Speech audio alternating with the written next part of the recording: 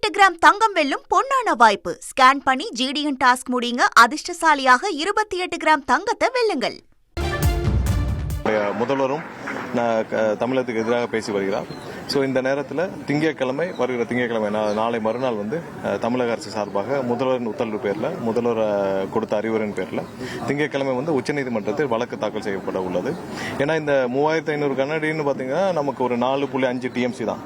அது இல்லாமல் கடந்த 2 மாதங்களாக நமக்கு வர வேண்டிய அதாவது மொத்த ஃப்ளோவில் நம்ம ஒரு ரெப்போ டேட்டா வச்சு பார்த்தீங்கன்னா நமக்கு வர வேண்டிய மொத்த ஃப்ளோவில் நமக்கு மேலும் ஒரு 17 டிஎம்சி நமக்கு வர வேண்டிய தண்ணி இருக்கு. இது அனைத்திற்கும் சேர்த்து திங்கட்கிழமை உச்சநீதிமன்றத்தில் வழக்கு தாக்கல் செய்யப்பட உள்ளது. கண்டிப்பாக அனைவரும் அதற்கான அனைத்து ஆலோசனைகளையும் முடித்துவிட்டு இன்று முதல்வருடைய ஒப்புதலின் பேரில் வருகிற திங்கட்கிழமை இந்த வழக்கு தாக்கல் செய்யப்படும். அதாவது ஒரு விஷயம் எல்லாரும் புரிஞ்சுக்கணும். கர்நாடகாவில் இருக்கிற எல்லா கட்சிகளுக்கும் ஒரே நிலைப்பாடு என்னன்னா தமிழ்நாட்டுக்கு தண்ணி விடக்கூடாது. ஆனால் இங்கே இருக்கிற கட்சிகளுக்கு என்ன பிரச்சனைனா ஏதாவது ஒரு வகையில் தமிழக அரசு எந்த விதத்திலும் தண்ணீரை கொண்டு வரக்கூடாதுன்னு வேலை பார்க்குறாங்க. அதிமுக என்ன சொல்றாங்க, சட்டசபையில் இருந்த வரைக்கும் எல்லாரும் சேர்ந்து அதிமுக இருக்கிற அனைவரும் சேர்ந்து தான் அந்த தீர்மானம் நிறைவேற்றப்பட்டுச்சு.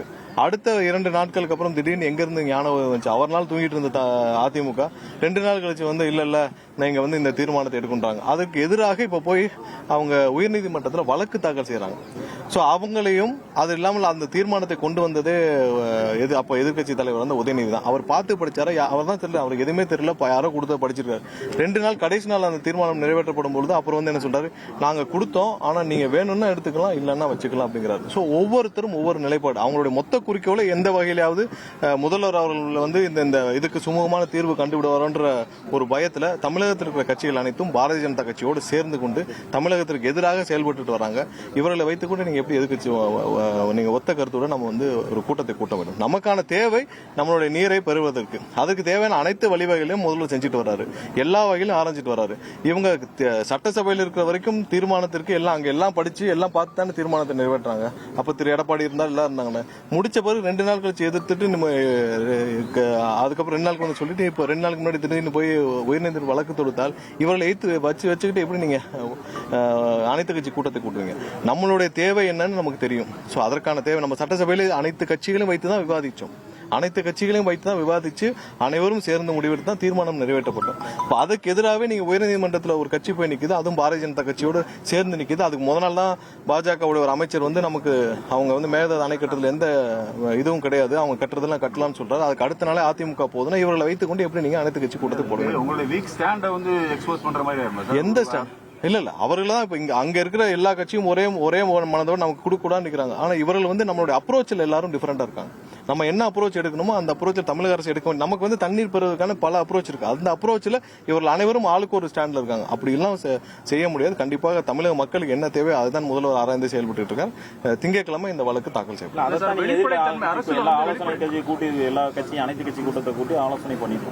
இல்ல நமக்கு தேவை என்னன்னு தெரிஞ்சு போச்சு. இவர்கள் எல்லாம் ஆளுக்கு ஒரு சில பேர் நமக்கு ட்ரிபியூனல் வேணாங்கிறாங்க. வேண்டான்னு சொல்லி தீர்மானம் நிறைவேற்றப்பட்டு நிக்கிறாங்க. இதுல முரண்பட்டு நிக்கிற போது அவர்கள் ஆல்ரெடி அதுக்கு முரண்பட்டு வழக்கு தொடுத்த பிறகு இல்ல நீங்க எப்படி கொண்டு வருவீங்க? நம்ம சட்டசபையில் எல்லா கட்சியும் சேர்ந்து விவாதிச்சு மொத்தமாக தானே ஒரு மனதாக தான் நிறைவேற்றப்பட்டது. சோ அதற்கு மேல என்ன இருக்கு? சட்டசபையில் ஒரு மனதாக நிறைவேற்றப்பட்ட தீர்மானத்துக்கு மேல திரும்ப என்ன அனைத்து கட்சி கூட்டம் அங்கேயே நிறைவேற்றப்பட்டது. வாய்ப்பு இல்ல ஒரு மனதாக ஒரே குரலாக இருந்தால் பரவாயில்லை. இவர்களுடைய எண்ணம் எதுவோ இன்னைக்கு தமிழக அரசு முதல்வர் அண்ணன் விஜய் அவர்கள் எந்த வகையிலும் சுமூக தீர்வு கொண்டு வரக்கூடாதுன்ற எண்ணத்துல செயல்படும் இவர்களை வச்சு நீங்கள் அனைத்து கட்சி கூட்டம் கூட்ட முடியாது. அரசுல வெளிப்படைத்தன்மை இல்லைன்றாங்க. அங்க இருக்க முதல்வர் வர்றாருன்னு சொல்றாங்க, ஏற்பாடு பண்ணிருக்கோம், முதல்வர் வராருன்றாங்க. அதுக்கப்புறம் வர வேண்டாம், அதாவது சரியில்லை அப்படின்னா தமிழக முதல்வர் அண்ணன் விஜய் அவர்கள் எல்லா வகையிலான சுமூக தீர்வு காண்பதற்கும் உச்சநீதிமன்றத்தின் மூலமாகவும் அனைத்திற்கும் ஆராய்ந்து கொண்டிருந்தார். எல்லா வகையிலும் எந்த வகையிலாவது தமிழக மக்களுக்கு நன்மை வைக்க முடியல அது எல்லா முயற்சிகளும் கண்டிப்பாக எடுப்பார். இப்போதைக்கு அதுக்கான சூழ்நிலை இல்லை. சோ இப்போதைக்கு அதுக்கான முடிவுகள் இப்போதைக்கு இல்லை, சாத்தியக்கூறுகள் இல்லை. பட் எல்லா விஷயத்தையும் ஆராய்ந்து தான் அவர் 1 மாசம் 2 மாசம் என்னென்ன இதுக்கு முன்னாடி இந்த முதல்வர் என்னென்ன முடிவு எடுத்தார்கள், இதுக்கு முன்னாடி ஒரு 30 வருஷத்துக்கு முன்னாடி என்னென்ன மாதிரியான முடிவுகள் எடுக்கப்பட்டுச்சு, எப்படி இதுக்கு தீர்வு காணப்பட்டுச்சு அனைத்தையும் ஆராய்ந்து தான் ஒவ்வொரு இடத்துலையும் முடிவெடுத்துட்டு இருக்கிறார். அதன்படிதான் இப்போதைக்கு கர்நாடகா செல்வதற்கான எந்த சாத்தியக்கூறும் இப்போதைக்கு இருப்பதாக தெரியவில்லை. பட் அப்படி ஏதாவது இருக்கும் பட்சத்தில் முதல்வர் முடிவெடுத்து அனௌன்ஸ் கூட்டணி கட்சியாவது கூட்டு ஒரு ஆலோசனை போட்டுக்கலாமே நீங்க? இல்ல நம்ம கட்சிகளை நீங்க விட்டுட்டா கூட இல்ல கூட்டணி கட்சிகளுடன் நாங்கள் கூட்டணி கட்சிகளுடன் கண்டிப்பாக முதல்வர் வந்து ஒவ்வொரு கட்சி தலைவரிடம் ஆலோசிச்சு ஒவ்வொரு முடிவுகளுக்கும் ஆலோசிச்சு தான் கண்டிப்பா எல்லாத்தையும் பேசிட்டு இருக்கோம். அதையும் தாண்டி தமிழக மக்களுக்கு என்ன தேவைன்னு தெரியும், அதெல்லாம் சேர்த்து தான் முடிவுகள் இருக்கு. சார், கர்நாடகா கபினியில இருந்து நீர் திறந்து விட்டுட்டாங்க. இதுக்கப்புறம் போய் நீதிமன்றத்தை நாட்டுறது வந்து இல்ல 3500 கனஅடி வந்து 4.5 டிஎம்சி தான். அது இல்லாமல் இங்க போன கடந்த 3 மாதத்தில் நமக்கு வர வேண்டிய தண்ணீர் வந்து 17 டிஎம்சி கிட்ட இருக்கு. ஸோ அதையும் சேர்த்து தான் ஒவ்வொரு வருஷமும் வந்து அவங்க தேவையானப்ப திறந்து விடுறோம், நம்ம உச்சநீதிமன்றம் போறப்ப திறந்து விடுறதும், அப்புறம் அதுக்கப்புறம் நம்ம போகாமல் இருக்க முடியாது. இது ஒவ்வொரு நாளும் இது தொடர்கதையா இருக்குது. இதுக்கு ஒரு முடிவாக இருக்க வேண்டும். இது தொடர்பாக இந்த வழக்கு வந்து கண்டிப்பாக நம்மளுடைய உரிமையை நிலைநாட்டுறதுக்கான வழக்காக இருக்கும்.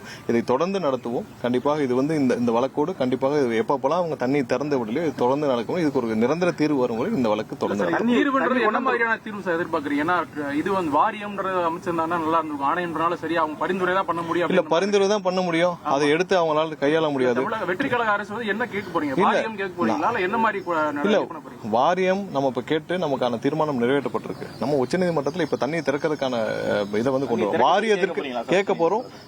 இவர்கள் அதுக்கும் சரி செவிசாய்க்கவில்லை. நமக்கு தேவையான தண்ணீரை வேண்டும்ன்றதெல்லாம் நம்ம கேட்க போறோம். அது இல்லாமல் வாரியத்திற்கு தனி வழக்காக தொடுக்க வேண்டும். அதுவும் விரைவில் ஆலோசித்து முடிவெடுக்கும். 28 கிராம் தங்கம் வெல்லும் பொன்னான வாய்ப்பு. ஸ்கேன் பண்ணி ஜிடிஎன் டாஸ்க் முடிங்க. அதிர்ஷ்டசாலியாக 28 கிராம் தங்கத்தை வெல்லுங்கள்.